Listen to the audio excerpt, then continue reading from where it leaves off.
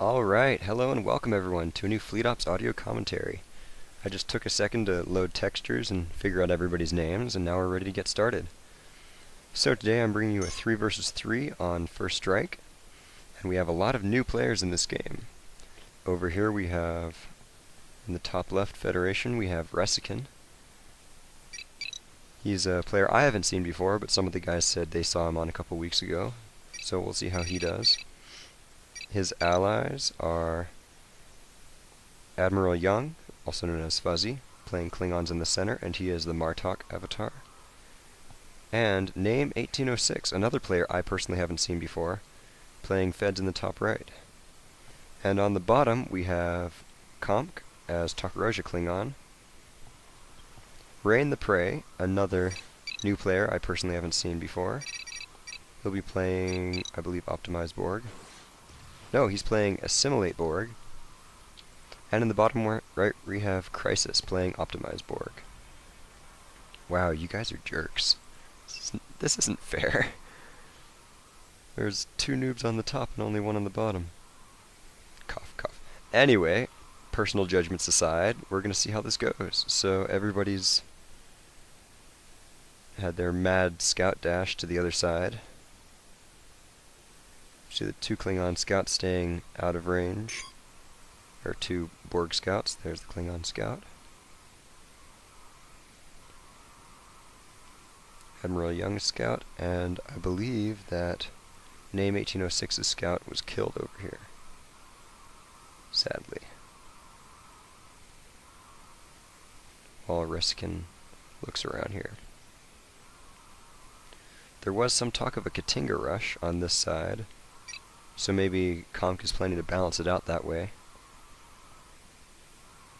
by just building nothing but Katingas. That way they figure it'll be fair. Oh yeah, that's what he's doing, so this should be amusing. As you can see, he has immediately secured this forward expansion here. This does have a split dilithium expansions,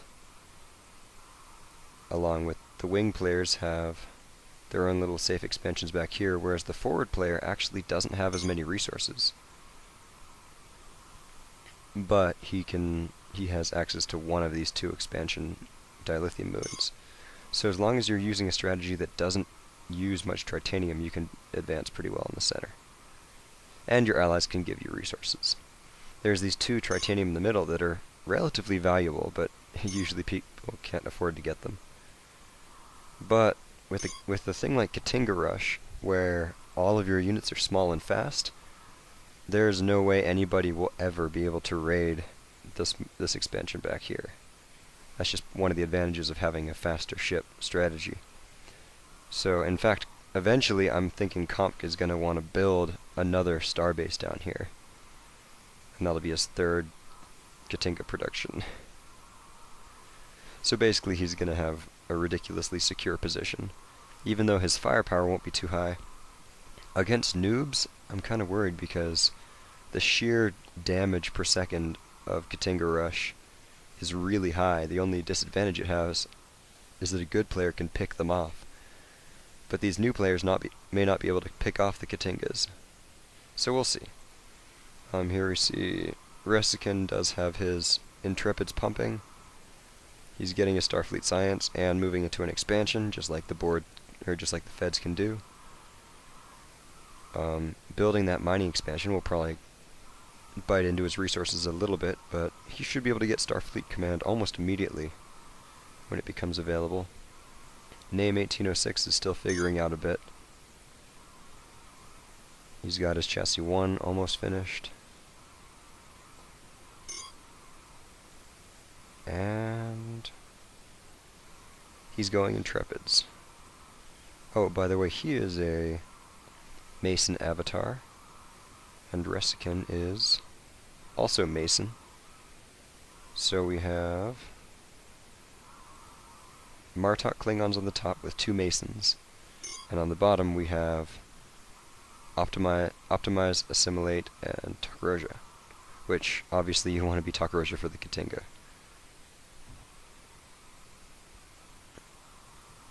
So Komk is already happily pumping out his top maze.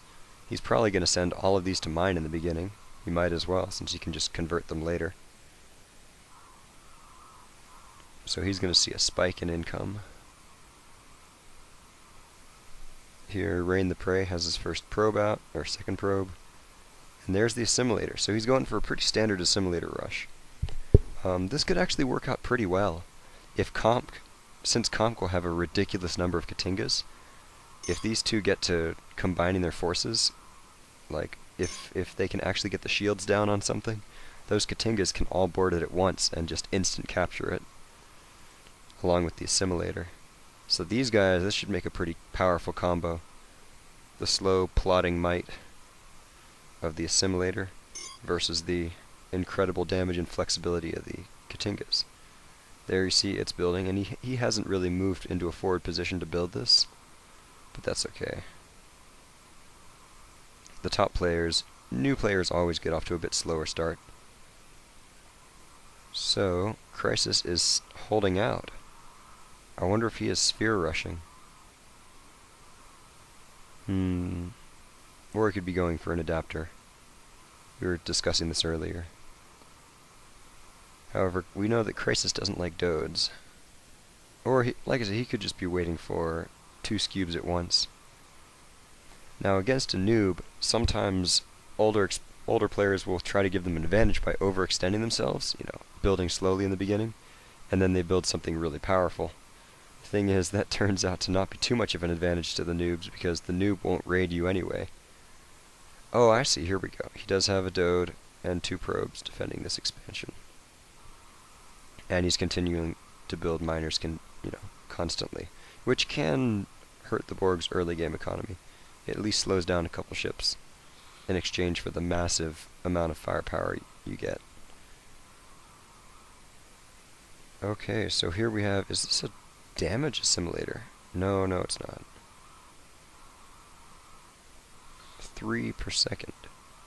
Torpedo compensation. And microtech. So this is a torpedo regen beam assimilator. It has half assimilation power. I wonder how that's going to work out. Because it won't be too good at assimilating, but at the same time it won't be without damage either. It can do decent damage. I look forward to see how that works. He needs to send the 2 probes with it though. Oh, they're way ahead of him. Okay, over here. Admiral Young has expanded, and he's gone ahead and put down a heavy weapons platform. And he's getting a scout station, so he does not want to be raided. This heavy weapons platform will basically completely counter Katingas. So if Comp does any raiding, it's going to be through here on the main base or on the expansion, or on the other side, because this particular spot will never be attacked by a Katinga. It does have fast tracking computers, so it takes extra damage from long range like the assimilator. But the assimilator is the only long range ship right now, so I don't think he has to worry about it. There we see also some early Burrells. And moving into cavorts. With his economy, he should be able to pump almost consistently from that yard. He'll probably want to get a second yard or the second extension and get Kabedge in there. Reskin, proving that he does know how to play, he's got his early ships out. He isn't getting too many tech buildings. His Starfleet command is on the way, so yeah. He's going to be a solid teammate this game. However, this assimilator is a very unusual strategy for an early player to deal with. Here we see a bit of harass. This cavort is just going to annihilate probes. But the assimilator is something he has to watch out for. Given the recent changes to how blue beam assimilation works, it's actually really, really slow. So I don't think he's going to capture anything with this one until he gets a second. However, he will be able to push them off. And there you see Admiral Young popped a Katinga, and then it died. Now, here's a key battle, because if they can kill this assimilator, or if they can And if they can out-firepower this assimilator, they will kill it because it cannot run home. That's why it really needs these 2 probes. That's one thing people don't realize, is the 2 probes are actually a very key part of the assimilator rush strategy. They help keep the firepower off of it, because he needs to run. He just doesn't have the allies. These ships are going to repair. He isn't going to repair. They're only going to have more and more ships to oppose him, unless he gets another assimilator out fast. This is also why players usually advance their constructor, so they can just build the second assimilator right in the middle of the map, close to the enemy, because the difference of 15 seconds really can determine winning or losing. Here we see Comp is still building up. He'll have a nice Katinga spawn. The monsoons, this is why I really like the Fed early game. Their monsoons aren't very strong, but they do add the counter in there, such that you can bring 1 or 2 monsoons and it'll help counter things like assimilators, long-range ships, which he isn't facing too many of. And then you can just take them out, and the Intrepids will counter any medium-range things, such as a mass of Katingas. Although that may be just too many for the Intrepids to survive. Admiral Young needs to get allied repair over here. Now, let's see what Crisis is pushing with. So he did go ahead and get Dodes. His CC are still building up, though. I wonder if he's going for a relatively early sphere. He isn't building as fast as he possibly could be. We have 2 Intercept Dodes, the most popular flavor. And Name 1806 has rushed to Irati Yard. I don't think he has any chassis research, so these will be Mason Excelsiors, which are still very good. He also has a fair number of Intrepids. He needs his allies' help, though. He's going to be with small numbers for a little bit. And while that monsoon will help out, these Intrepids are not going to do anything versus Dodes. And the Dodes are going to rip them apart. You see an engine disable with terrible timing. He needs to run back. He needs to run back.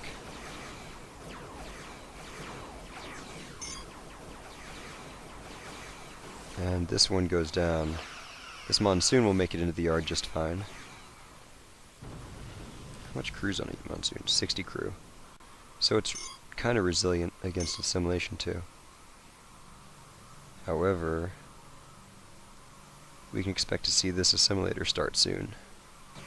Now this is one of the things I mentioned earlier. Assimilators are a very tritanium heavy strategy, so it'll be very hard for Rain the Prey to get very many of them out in this particular position, because he doesn't get a second tritanium moon. In fact, he's already pulled off one of his miners, or he only has 1 dilithium because he just doesn't need it.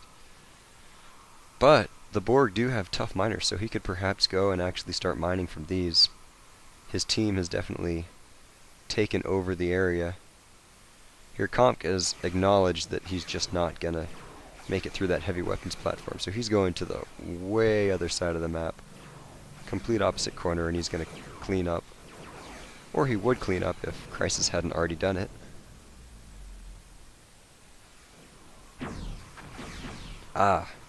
Admiral Young is making his move. He's gonna knock out these probes pretty fast. He may lose a Burrell, though. This assimilator can still drive some of them off by stealing crew. Burrells only have 30 crew. They're ridiculously easy to assimilate. Also, because hardly any early game Borg ships have long range, people tend to underestimate the ability of the assimilator, the combat assimilator, to get kills when you're running away. Because its range, it could hit this monsoon. People are like, oh, I don't have to worry, there's only 1 Borg ship, I don't have to retreat yet. It's like, no, actually you do need to retreat, because it'll get an extra shot off on you. But it looks like they're giving up this pursuit. These Katingas, I think one of them did die, but they got the platform, and this isn't going to live. Alright, so let's see what everybody's industry looks like. Crisis is happily chugging away. Oh, I wonder if he's going for a diamond or something. Oh no, never mind, never mind. He's locked on Tritanium, so he'll probably do a sphere when he has more Tri.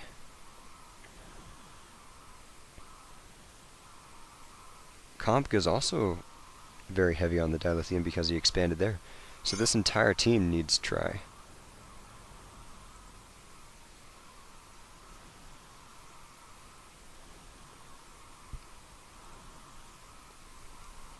Man, I wonder what's stalling this production so long. Okay, there it goes, finally. He does have a very high number of CC. I wonder if one of these guys got nodes level 2. Or maybe there's an assimilator I'm missing. No? No? Okay, let's see here. We have Feds and a bunch of Katingas. Ooh, not going very well for the Feds. They can get kills, but they need to kill 2 Katingas for every ship they lose. These Katingas are just so inexpensive. I mean, shoot, I think a Monsoon costs almost double Intrepid, or double Katinga. The Warpins, on the other hand, are free. So no worries there. And now, all of these smaller ships, the Excelsiors, the Intrepids, they're all 80 AI. And these are single-stage energy conduits, so this is going to be a slaughter. They're just going to rip these Katingas apart, which is why Kompka's running. Look at that beautiful volley of fire. No, no, pursue, pursue. Pursue. I think that was a shield-breaking torpedo. There, they got one. So these Katingas will be an incredibly good raiding force, but they've been pretty heavily countered. But because Komp agreed to not switch into anything else, his hands are kind of tied. Expect to see, yep, there's his 3rd starbase. So that, by the way, this isn't his original fleet. This is his 2nd fleet. Or maybe his 3rd. There's his 2nd. There's his 1st fleet. He is going to have ridiculous numbers of Katingas. So the other team need to adapt pretty heavily to that, like they've been doing. Here we see Admiral Young is getting his Vorcha, which is... The thing about Vorcha is it's a very good progression because it has the extra hit points. It can cloak out at a higher stage of the game. When the other ships you have just start dying off, they can't tank it anymore. But its slower speed will put you in a defensive position. Like, they're in a defensive position, and by going into Vorcha, they strengthen their fleet, but they take away any ability to attack. He can't go raid the enemy with Vorcha. So, which is honestly not that bad of a problem on this map, because their enemies are Borg, and so their enemies have really, really strong miners. So raiding the enemy wasn't much of an option in the first place.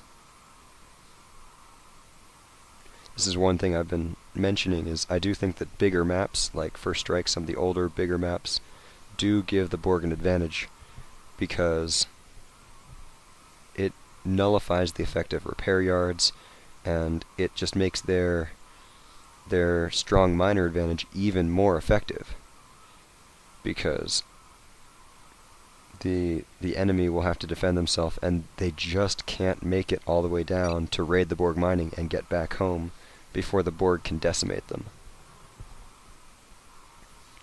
So, as you can see, the top team is in a pretty defensive posture, which was true from the beginning because they did have new players. There's a shield-breaking torpedo used. Because of its ability to snipe enemies without them ever knowing what hit them, shield-breaking torpedo has been pretty heavily nerfed. The damage is very low. You need like 10 ships to kill something, and definitely not a Borg. But that doesn't mean it isn't a really fun ability. So this is going to be great. We have Monsoons. Actually, they're not going to tank for the Cavorts. But we do have a lot of firepower here, and I think they could get this assimilator. Here come the Katingas. They should probably switch to those, or as soon as they get this kill, they will. Komp recognizes he's outmatched, so he's going to pull out. This other assimilator can get away by going into the Blue Nebula. Oh no! No! No, there it is! It's right there! Oh, it gets blocked on a trigger and goes down. However, he did lure some of these ships into here. If these Katingas were nearby, they could just board that, because the shields are down. And he is going to get the miner. So this is a very good move for the top team. They've got this position. Komk is pulling back, although I almost think he should have suicided this entire cluster just to reduce the enemy numbers. But I guess he's waiting for a better opportunity. Maybe these guys will split up at some point. Here we see Name 1806 does have ships, and he is coming to support. He's stopped his Intrepid production, going for Excelsior 2s. With one moon pair, I think that's going to be just about all oh, wow, he hasn't even saturated his mining. This isn't something you want to do. You really do want 2 refineries. Well, let's see. What's he got? Oh, he only has 2 miners. You definitely need 3 miners per moon, even if you go 1 refinery between the 2. Right now, he's switched one over, which is smart, so he does have 3 dilithium, 1 tritanium. And I don't know how he has so much tritanium. I guess he just hasn't built any tritanium using structures at all. And some of these ships can be pretty dilithium heavy. I know Excelsior 2s are. So basically with this, he's going to be able to support Excelsior 2 production, but nothing else. But, it's a really powerful gunboat, but it can't get away. If the enemy turns the tide, he'll be in big trouble. Here these guys are engaging in range of the starbase, so it's been upgraded twice now. And they really need to get out. You do not want this thing to be giving firepower. Reskin is determined to do some damage, but this is not a base-cracking fleet. Not when the enemy still has a fleet around. This is what Komk was waiting for, so he's just going to plunge in here. And all of his guys are going to die, but he's totally okay with that. Looks like Admiral Young is doing a very good job of cleaning up. Oh, wow. I take it back. Admiral Young has been decimating Komk's fleet with his cavorts. These things do plus 30% damage to short range. Also being Martok, even though they don't get the damage upgrade, all of their damage is pulse, so it's perfect for killing small ships. So even though this is a bad position to fight in, it may not be that bad just because they have the firepower. But they need to get this starbase kill though, or else it isn't worth it. They realize that. Reskin is targeting the starbase at the exception of everything else. There's now 2 Excelsior 2s and they're pumping out their torpedo damage. So this is actually really working in the top team's favor. I guess I need to take it back. I'm surprised. I did not think this would go well. Although now, the diamond has come in. The diamond of death. And, they're pulling out and they're not getting the kill. You guys need to run. You guys need to all run away. Name 1806 didn't catch the message. He's not running. These Katinga are going to get to burn him down a bit. And a Vorcha went down. Ouch. And this Excelsior 2 is going to be boarded and sent home. That's the thing. If you get the kill, it's amazing. If you don't, you didn't do anything. They didn't kill the starbase. They wiped out a whole bunch of Katingas. And that's good. Oh, never mind. There's the rest of Komp's fleet. So they wiped out some Katingas, but there's still these ones. So that was good coordination. It was good to see the top team coming together, but I don't think they're going to win this game. There's no recovering from that. Name 1806 is still producing. Off and on. He has tons of tritanium.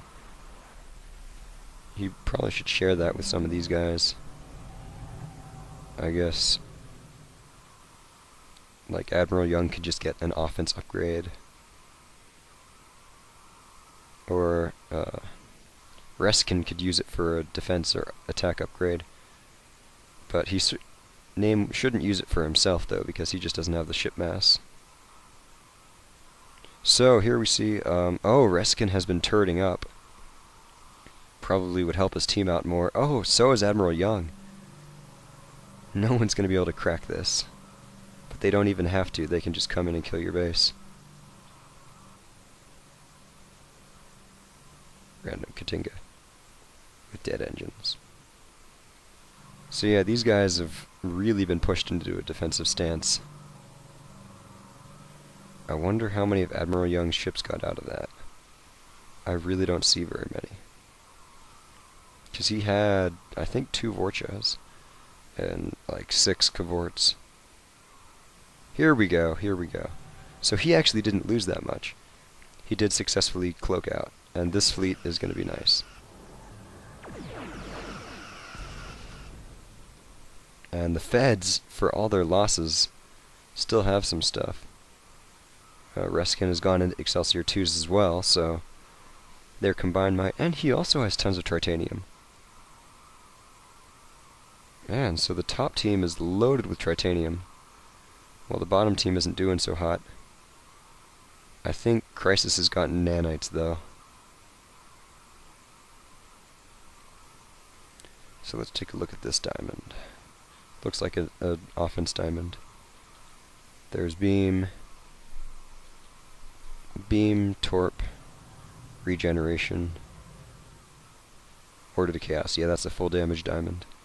And he's got his second one. Oh wow, he is strapped for supply, but he's got tons of resources. That's why I went for the transmission matrix. I wonder if he's been giving supply to his teammates, because this really doesn't seem like it would use up that much. Okay, well, 2 diamonds. 2 diamonds would do it, because they're like 130, 150, 120. Okay, so here, Rain the Prey has adapted his strategy. He's got a triple beam torpedo sphere, so this is almost full damage. It will also split its attack, but the regeneration would have been a bit nicer, but this will work out okay, because all the Katingas can tank for it. Here we see, yes, and here we see, it looks like Comp is really, what's happening is Comp is handling all the front line and raiding, while the other 2 guys can just sit safe in their bases and build up. And I'd like to point out, these guys really haven't been raided.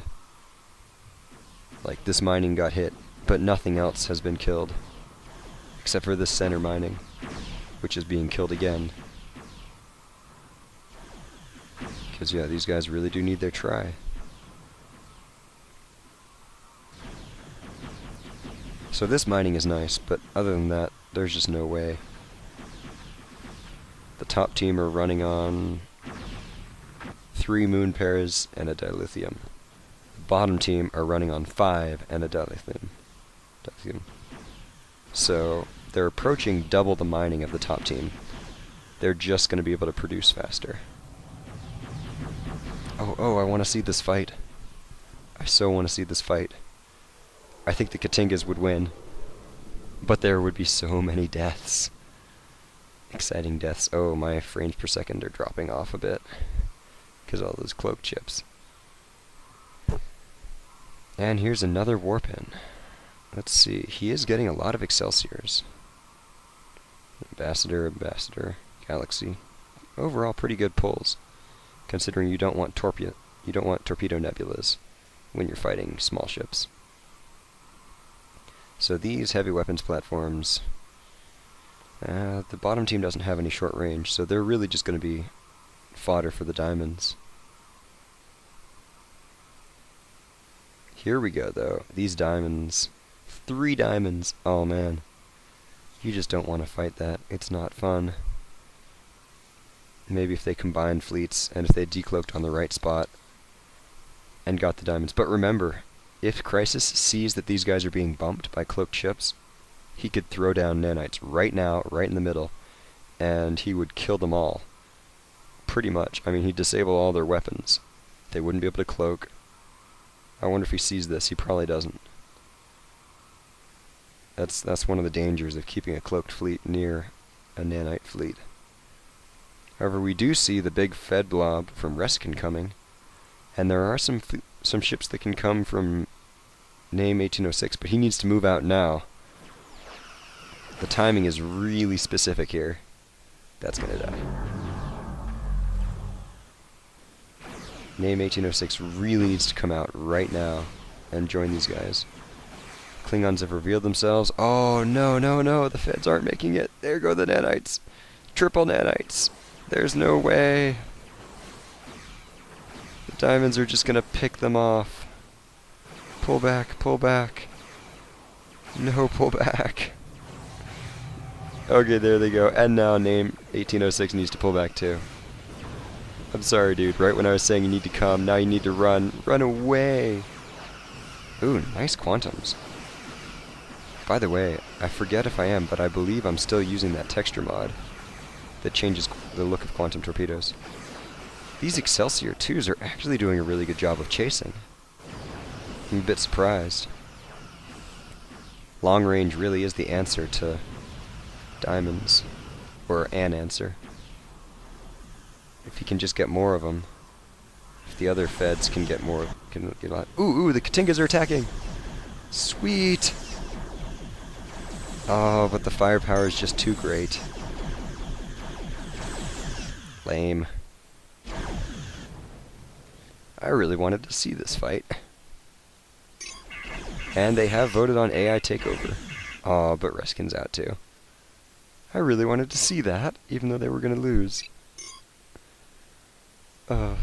So I did agree with the players beforehand that they would come join my channel when they're done. We'd do some commentary. So I'm going to sit here for a couple minutes and see who comes. Unfortunately, I can't leave this game, because if I did, it would stop my Fraps recording. Look at this beautiful firepower. La-di-da-di-da. They shall all AI take over until it's two AIs fighting each other. Hello hey there, there. How's it going? Good, how are you? That was an interesting game. Katinga spam for the win. Plus a few diamonds to boot. Yeah, there are a lot of those. I really did want to see that last battle, though, between the Katingas and the diamonds and all those other ships. I know, I was hoping, but Fuzzy quit. But oh well. Well, he did have a pretty frustrating game. It seems like he was playing 2v a while there. Yeah, I'm wondering if maybe the Katinga rush isn't a bit overpowered, actually. Because that wasn't really a handicap at all. Well, normally no, but the way Kamek does spams and rushes is just monstrous. Yeah, He's that's true. been perfecting that strat for the past month, I believe. Yeah. And also, I really, really try to pay attention to how big the map is. And I think Katinga Rush is really good on big maps. Because you can't How be so? raided, and you have the fastest ships. Like, your ships are so fast. And yet it's your core fleet, so it's not just like fast raiding ships. So, I realized since he had that forward starbase, there was never any chance for the top team to raid any of his mining at all. Yep, pretty much, except for that one attack where they almost took out the starbase, but... Yeah, but they lost horribly. Well... If they had taken out the starbase, yeah. But honestly, that would have been you guys' fault, because they had 2-3 players, and he was only 1 player. Exactly. It's a very resilient strategy. Interesting to say the least. I don't know if it's overpowered or not. I mean, it takes a lot to pull off, and it's extremely try-heavy, if you didn't notice that. Yeah, it was funny. The entire game, the top team had tons of extra titanium, and the bottom team had none. Were you giving to him or something? No? Well, yeah, we were. I gave a little bit to him, so I could upgrade his final starbase. I gave 1,000 to him. Other than that, I didn't give... It's all mine. Mine, I tell you. I wonder when the rest of the team is gonna... It might just be the 2 of us. They may have forgotten. Well, I said, let's go over to the channel. Like, yes, let's do that, and then... Yeah, Nothing. I think I'm about to stop recording pretty soon. Although it's fun to see Alright. the AI just annihilating everything. What, the game's still going on? Well, because I can't minimize my game, it'll turn off fraps. So I have to stay in the game while I do the after-game commentary. Oh, so the AI with Katingas is murdering everything. Actually, most of the Katingas went home, but the diamonds are attacking the top left mining. That's awesome. I was having fun with boarding. I was just jacking around that game. I want a diamond spam. So I went with diamonds. And That's one thing I was wondering is I bet that many Katingas could instantly board something. well, not the well, yeah, the Katingas could board anything aside from a cube. Yeah, I was having fun. I captured an E2 and a Monsoon and a Klingon Scout. Oddly enough, I don't know how I got that. 3 E2s in the end. I clicked boarding and I got a Klingon Scout. Oh, nice. Yeah, I saw the E2 you got. Those, I And was then the actually scout really got. surprised to see how well those E2s did against the diamonds. Or, well, they killed the doe Yeah. anyway. Yeah, there was a game a while back between Old Time Pro and Butters where Old Time had 5 diamonds against a fleet of E2s. E2s really do well. I'm quite surprised. Well, because, I mean, diamonds are such supremacists. The reason they're so overpowered is because well, not overpowered, but the reason they're so powerful is because you just can't catch them.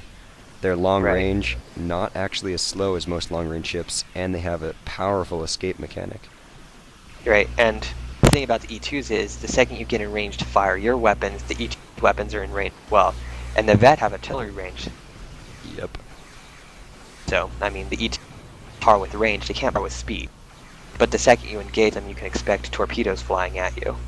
Yeah, like with Negvars too, you know. The Negvar has the anti-long, and yet it's a short-range ship, which gives it the fundamental disadvantage until it gets cloaking. Right? And it's special. The special really helps. Yeah. Oh yeah, that's true. The special is the best part of the Negvar. One-shotting stuff is awesome.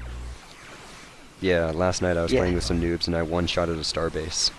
Fully upgraded with 15 Negvar. That's just a beaut. Yeah, By I the was way- just talking to Keck over the text right now, and he says that he's busy now and he can't come, so. That's fine. One last thing I want to say before I sign off is I noticed right before that fight where you fought the Klingons, they were all cloaked, flying right in your ships. And I was just wondering, I was I wonder if he's going to see the bump and just throw down nanites right in the middle of his fleet and kill them all. 'Cause Yeah, that's I saw the dangerous. bump. I saw the bumps, but I was like, nah, I don't want to do it. I wanted to wait until I got closer. Because I knew the Fed fleet was there. And I was hoping to capture something that could, tank for me.